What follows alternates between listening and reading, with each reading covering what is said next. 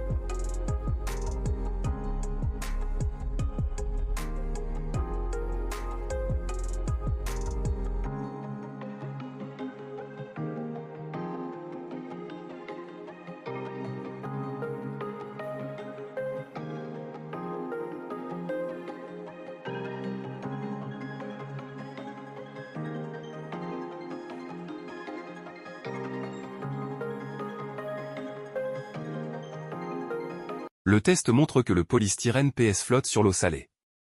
Résumé. Le test de flottabilité dans l'eau permet de différencier les trois plastiques, le polyéthylène, polypropylène et le polystyrène des autres plastiques. Passons maintenant au test suivant, la solubilité des plastiques dans l'acétone.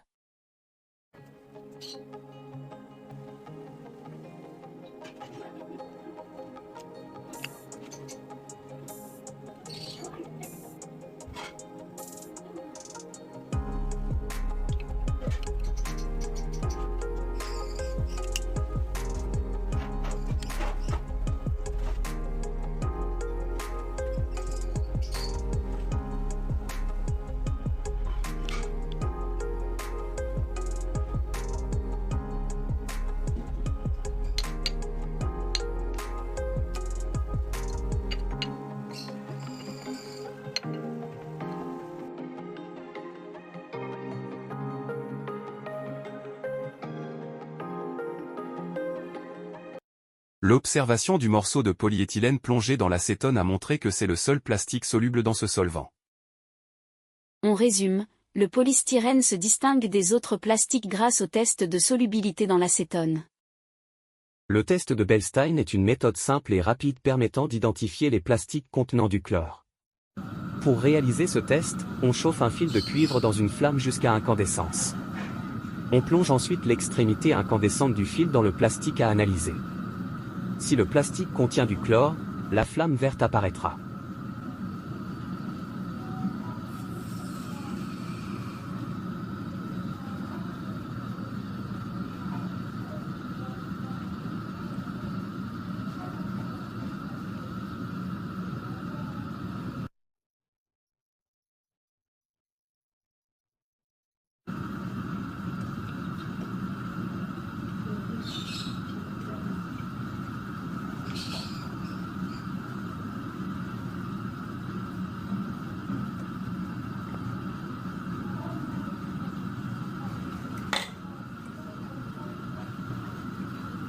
On observe qu'avec le PVC on voit une flamme verte. Avec le PET on voit une flamme de couleur normale jaune. Donc le test de Beilstein permet de différencier le polychlorure de vinyle des autres matières plastiques. Le cinquième test d'identification de plastique consiste à couper de petits morceaux de chaque type de plastique. Porte l'eau à ébullition dans un casserole, 100 degrés Celsius. Immergez un morceau de chaque plastique dans l'eau bouillante.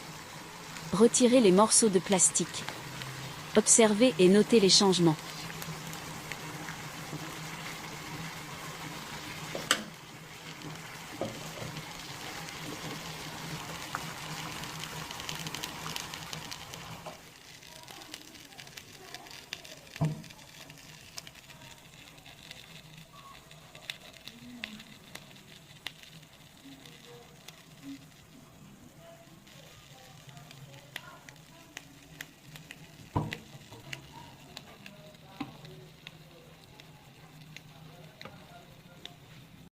Le cinquième test d'identification de plastique consiste à Coupez de petits morceaux de chaque type de plastique.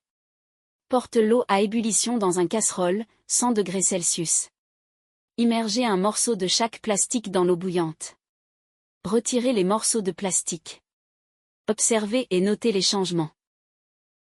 Apprenons, 1. Si le plastique flotte dans l'eau douce, il s'agit donc soit de plastique PE ou de le plastique PP.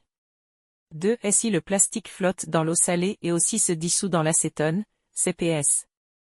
3. Et si le plastique brûle avec une flamme verte, il s'agit forcément de PVC. 4. Si le plastique se déforme dans l'eau bouillante, roule sur lui-même, le plastique est le PET. 6. Si le métal de couleur rouge-orange, il s'agit de cuivre. 7. S'il est tiré par un aimant, c'est le fer. 8. L'aluminium est le métal qui a la plus petite valeur de la masse volumique.